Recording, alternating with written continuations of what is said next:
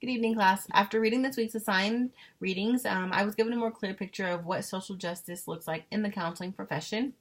My own personal golden rule for counseling is an integration of some of the things we read as well as my own personal beliefs.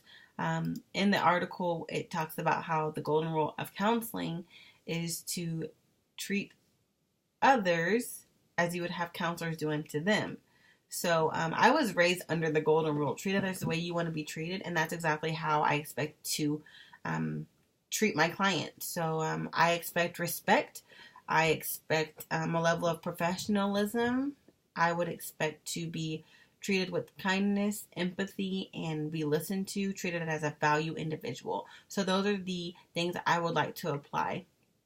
There were also some things listed in the article that I thought would be important. And one of those, they listed 4 major categories of social justice, and those are commitment to something greater than oneself, self-respect with humility, self-discipline and acceptance of personal responsibility, respect and caring for others, and caring for other living things in the environment.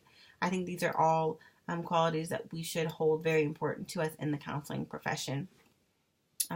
Also, another part of the article was promoting equality and justice. How can we be advocates for our clients and for the world, essentially? I never thought how important this was until I started my degree, and now I see how big it can be and how big of a part of it is for our profession. So my first step in becoming an advocate would be to do more research. I do know personally I'm very uneducated on politics and how exactly everything plays out in the different hierarchies and all of that. So my first step in being an advocate is to do research, which means reading articles, meeting up with different people that are in the government, even if it's starting at a lower level, so that I can get as much information as possible. That also means that I'm going to have to get down into the streets. So I need to go volunteer at the local homeless shelter or volunteer at my church and get plugged into the community, because in order to have respect from people, they have to see that you are trying. They have to see that you're willing to be a part of their community. This brings me to the Bible verse that I chose, and that is Proverbs 31:8-9. Open your mouth for the mute, for the rights of all who are destitute. Open your mouth, judge righteously, defend the rights of the poor and needy. And this is exactly what my goal would be.